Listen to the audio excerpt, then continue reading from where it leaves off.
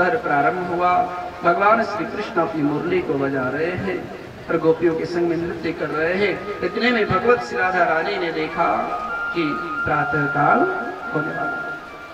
भगवती राधा रानी भगवान श्री कृष्ण से कहने लगी, कान्हा कुंज भवन तजी भवन को चलिए नंद किशोर, फूलत कली गुलाब की चटकाहट चहुओर। भगवती राधा रानी कहने लगी, कान्हा मोहिला आगे है, प्रातः काल को समय है गयो। देखो ना, गुलाब के पंखों के खिलने की, कलियों के खिलने की आवाज हो रही है। कुंज भवन तजी भवन को चलिए नंद किशोर, फूलत कली गुलाब की चटकाहट चहुओर।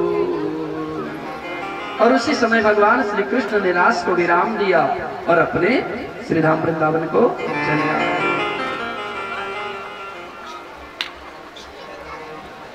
रास की लीला का विराम हुआ। आज भी भगवान श्री कृष्ण नित्य प्रति मधुबन में जाते हैं और अपनी भगवती श्री राधा रानी के संग में भगवान श्री कृष्ण नित्य रास की लीला का मंचन करते हैं। श्रीधाम वृंदावन में आनंद हो रहा है। भगवान श्री कृष्ण 11 वर्ष के है गए। एक दिन की बात है, देवऋषि नारद का आगमन मथुरा में। और मथुरा में जब देवऋषि नारद आए तो कंस ने बड़ा उनका स्वागत सत्कार किया।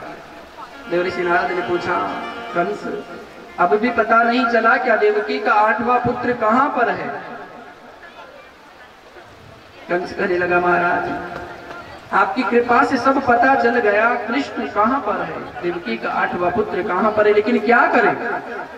अरे जिसको भी भेजता हूं उसको मार देता। पूतना को भेजा, मार दिया। अगासुर को भेजा, सक्तासुर को भेजा, धेनुकासुर को भेजा। जिसको भी मैं भेजता हूं उसको मार देता है। मैं क्या करूं? मेरे कुछ समझ में नहीं। उस समय देवऋषि नारद ने कहा, कंस आप ऐसा करो, धनुष यज्ञ का आयोजन करो और श्री कृष्ण और बलराम दोनों भाइयों को श्रीधाम वृंदावन से मथुरा को बुला लो। और जब दोनों भाई मथुरा को चले आए तो दोनों भाइयों को पकड़ करके मार डालना, यहाँ पर कोई उनको बचाने वाला नहीं रहे। इस प्रकार आज देवऋषि नारद ने आकर के कंस को सलाह दी। और उसी समय कंस ने अक्रूर जी महाराज को बुलाया और कहा, अक्रूर गच्छ नंद ब्रजम तत्र सुतावान कदुंदुभे आसाते ताविहानेन रथेना नयमाचिरम। हे अक्रूर जी महाराज, आप रथ को लेकर के श्रीधाम वृंदावन को जाइए और नंद जी के जो दोनों लाला हैं कृष्ण और बलराम, उन दोनों को लेकर के वृंदावन से मथुरा। अक्रूर जी ने पूछा, महाराज आज अचानक आपको नंद जी के जो दोनों लाला हैं उनकी क्या आवश्यकता हुई? कंस ने संपूर्ण वृत्तांत आज अक्रूर जी को सुनाया और कहा, जो नंद भवन में दोनों बालक बड़े हो रहे हैं वह नंद बाबा के नहीं है, वो दोनों बालक वसुदेव और देवकी। आप जाकर के उनको लाए। मैं जैसे ही वो दोनों बालक मथुरा में आएंगे, छल बल पूर्वक उनको पकड़ करके उनका संहार कर दो। और जैसे ही अक्रूर जी महाराज ने सुना, कंस से कहने लगे, राजन मनोरथं करोत्युच्चैर जनो देवहतानपि युज्यते हर्ष शोकाभ्यां तथाप्याज्ञां करो। अक्रूर जी महाराज आज कंस को समझा रहे, महाराज जन्म और मृत्यु तो विधाता के हाथ में है। अक्रूर जी की बात को सुनकर के कंस कहने लगा, अक्रूर जितना कहा गया है उतना कृत्य करो, यदि तुमने आज्ञा का उल्लंघन किया तो तुम्हें मृत्यु दंड दिया जाएगा। और आज मृत्यु के भय से भयभीत होकर के अक्रूर जी महाराज ने रथ को सजाया और मथुरा से श्रीधाम वृंदावन की ओर चले जा रहे थे। मार्ग में विचार करते जा रहे हैं, प्रभु आज आपने मुझे सेवा का सुअवसर दिया, लेकिन कैसी सेवा का अवसर दिया कि मैं आऊं, आपको वृंदावन से मथुरा को लाऊं और लाकर के इस दुष्ट कंस के हाथों सौंप दूं। किम मया चरितम भद्रम किम तप्तम परमं तपः किम व्याथाप्यार्हते दत्तम यद्रक्षामद्य केशवम्।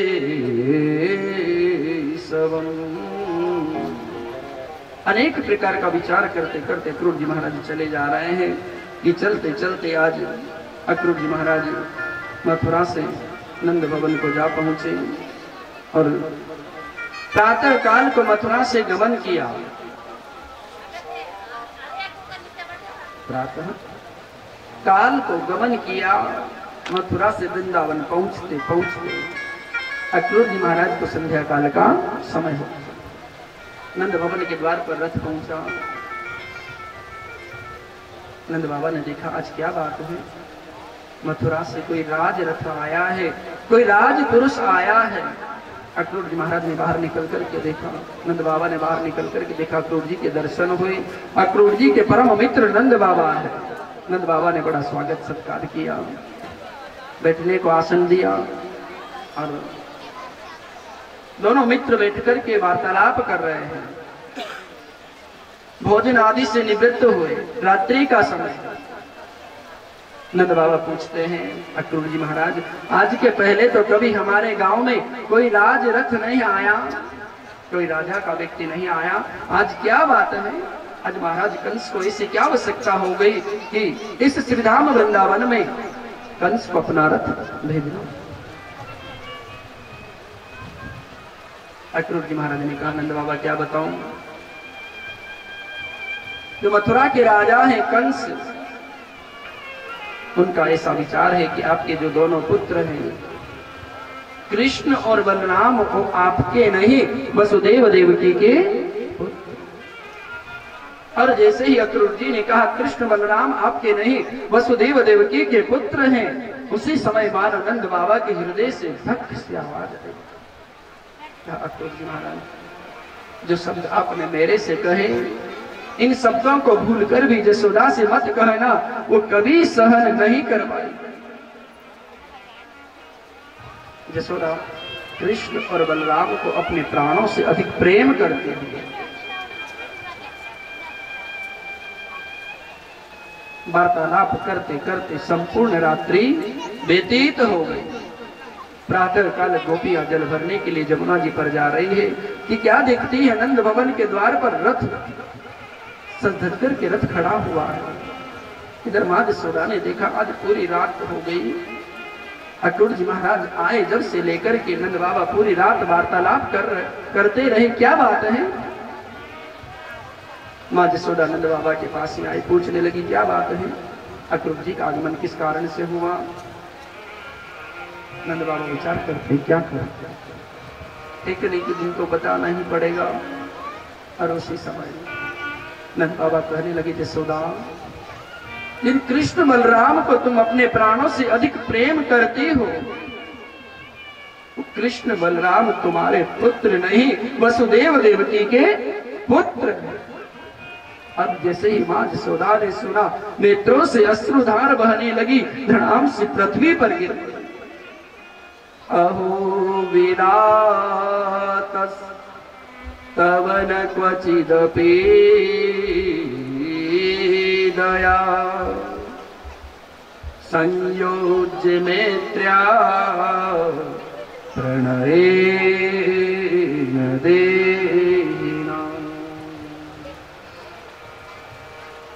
तांश्च कृतार्थां वियुनं सपार्थकम्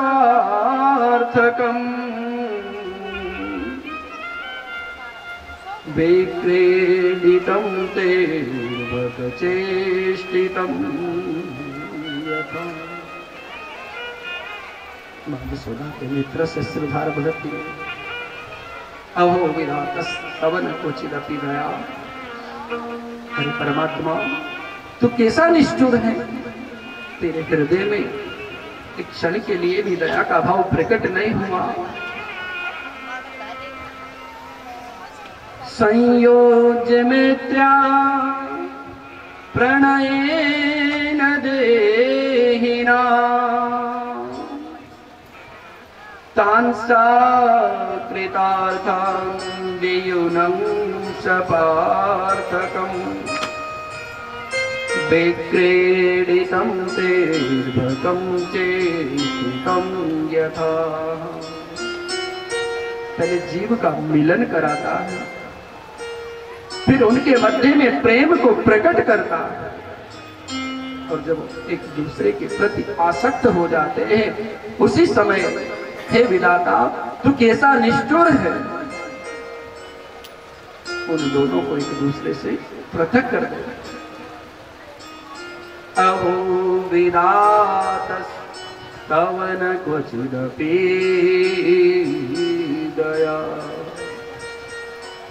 संसार वाले तुझे करुणा निधान के नाम से जानते हैं, लेकिन मुझे लगता है तेरे हृदय में पल भर की भी दया नहीं है, तू बड़ा निष्ठुर। इधर ये बात संपूर्ण वृंदावन में आग की तरह फैल गई कि कृष्ण मथुरा को छोड़कर के वृंदावन को छोड़कर के मथुरा को चले जाएंगे। कि देखते ही देखते नंद भवन के द्वार पर हजारों गोपियों की भीड़ लग गई। भगवान श्री कृष्ण बलराम को पता चला तो मथुरा जाने के लिए तत्पर हुए। माँ यशोदा रुदन कर मन विचार करती है, मैंने यदि मैं ऐसा जानती कि कृष्ण मेरा नहीं वसुदेव देवकी का पुत्र है,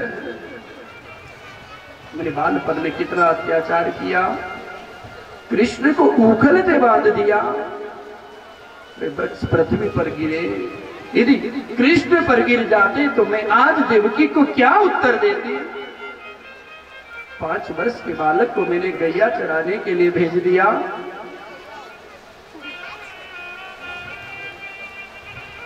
बार बार भगवान श्री कृष्ण की लीला को याद करके मां यशोदा रुदन कर रही है। इधर भगवान श्री कृष्ण मां यशोदा के पास में आए, आकर के कहने लगे मैया हृदय में धैर्य धारण करो मां, कुछ दिन मथुरा रह करके पुनः वृंदावन को लौट आऊंगा। मां यशोदा ने कहा ना मोह लागे, आप एक बार जाओगे फिर कभी लौट करके वृंदावन को नहीं। अपनी मां को धैर्य धारण करवाया। भगवान श्री कृष्ण बाहर निकले, एक गोपी ने भगवान श्री कृष्ण को पकड़ लिया, कहा काना हम पराई स्त्रियां हैं, आप हमें छोड़ करके चले जाओगे कोई बात नहीं, लेकिन जो मां यशोदा आपको प्राणों से अधिक प्रेम करती है, इन यशोदा का क्या होगा। क्या नाम और ये अनुनय विनय है। गोपाल ओ रे कन्हैया, ओ रे कन्हैया, मत जाओ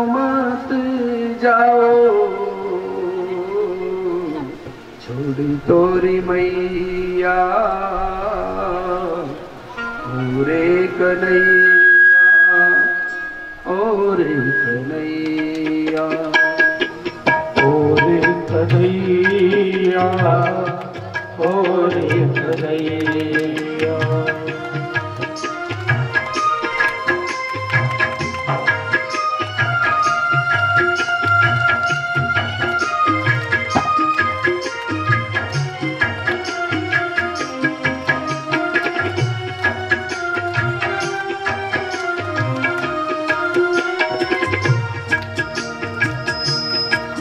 मत जइयो नगरिया छोड़ के, मत जइयो नगरिया छोड़ के उसे साची कहूँ रे काना, तोरे साची कहूँ रे काना, मत जइयो नगरिया छोड़ के, मत जइयो नगरिया छोड़ के, तोरे पैया परूं रे काना, तोरे पैया परूं रे काना, मत जइयो नगरिया छोड़ के।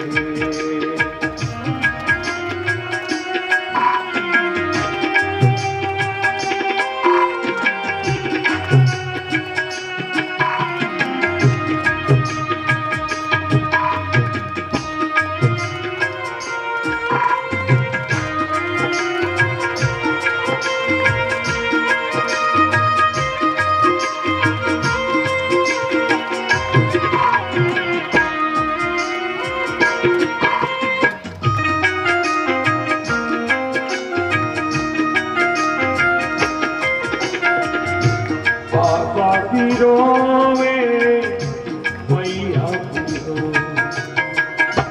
बाबा बिरोवे मैया बिरोवे, बाबा बिरोवे मैया बिरो, बाबा बिरोवे मैया बिरोवे, पैया परूं रे काना,